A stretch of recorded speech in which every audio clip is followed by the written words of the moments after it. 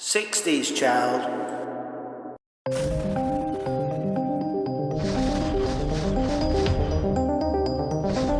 Halloween, the 31st of October. It's a big event in America and they take it quite seriously.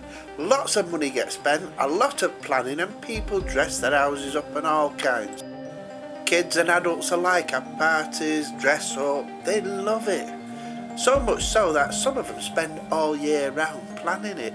Here in the UK we do sort of celebrate it, but it's a one-off thing, and to be honest it's nowhere near as big as in America.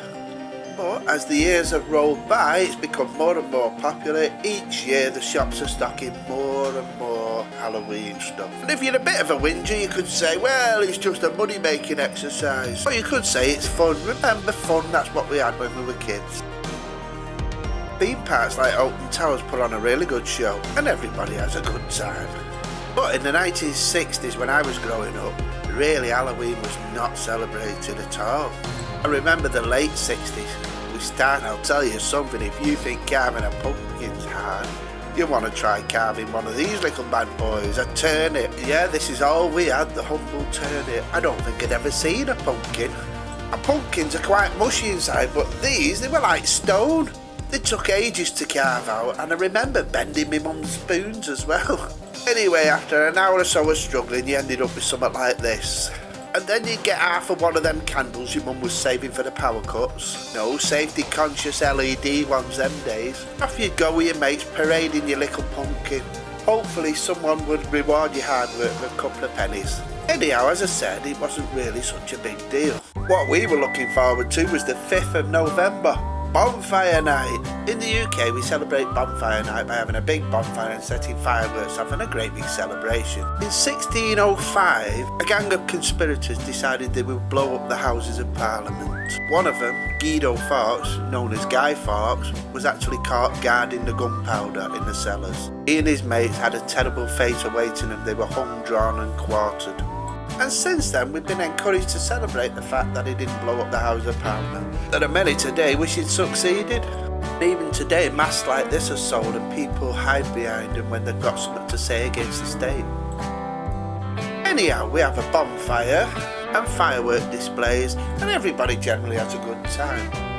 Now the week before Bonfire Night you have to build yourself a Guy Fawkes. You get yourself some old clothes and stuff them with balls of newspaper until it looks something like Guy Fawkes.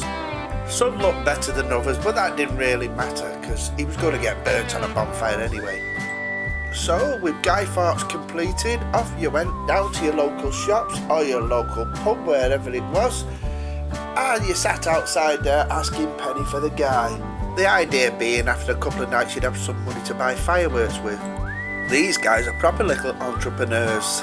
I remember being sat outside the pub like this for hours. Was it worth it? Of course it was, you got a few pennies out of it. And the tradition still goes on today. When you weren't doing penny for the guy, you were collecting your bonfire wood. Anything that burn would do, old mattresses. We even burnt an old piano once. Wherever there was a spare bit of land, a bonfire was built. You could spend hours perfecting the shape of a bonfire. Then once your bonfire was built, you had to think about protecting it from rival gangs who'd go out on bonnying raids. Their intention was to steal your bonfire. In towns and in the country, bonfires are built, ready to be burnt. And when Bonfire Night does arrive, Guy Fawkes goes on the top of the bonfire. So with bonfire fast approaching, you needed some fireworks, so off you went to the local shop. Nowadays, to purchase fireworks, you have to be an adult, but them days, I think you only had to be about 14 or 15. And the boxes of fireworks were far too expensive, and usually adults bought them. What we were after were these bangers. They all had different names like Cannon, Demon, 3210s, but they all did just one thing. They exploded and made a loud bang. And lads loved them. These were highly sought after, and I don't think you can get them today. Rip Raps, we called them. Every now and again you'd get a banger that didn't go off. It was a dud basically. But rather than waste our hard-earned cash, we used to split it open, pour the gunpowder in a little pile and set fire to it and create a G-net, which was a bright flash and a big puff of smoke. Looking back, it was a stupid thing to do and you shouldn't play with fireworks, we all know that. Fireworks are dangerous, but there was always someone who took it that bit further. And you know what they say about playing with fire? So don't do it, kids, leave them alone. Or you could end up like this idiot. There were even people who thought it was clever to jump over a bonfire. This one always makes me laugh. Sparklers, let's get some sparklers for Lickland. White hot death ray on a metal pole. Give it to the Licklands.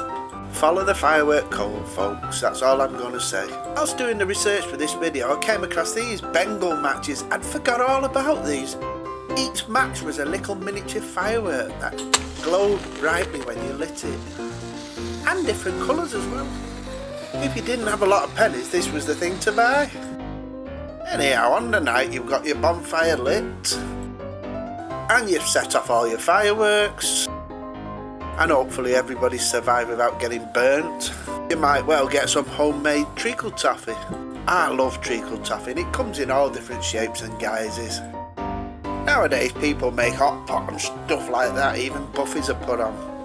But them days you had to make do with throwing a couple of spuds in the fire. Yeah, if you had foil you could wrap them in that and put them in, but 9 times out of 10 we just put the spuds in and they came out absolutely black. But that didn't matter, cut it open, slap a bit of marge on it and away you went. Well, that brings me to the end of my video, and I'll leave you with some images from the 60s and 70s all regarding fireworks and Bonfire Night. Enjoy and I'll see you later. Light up the fire,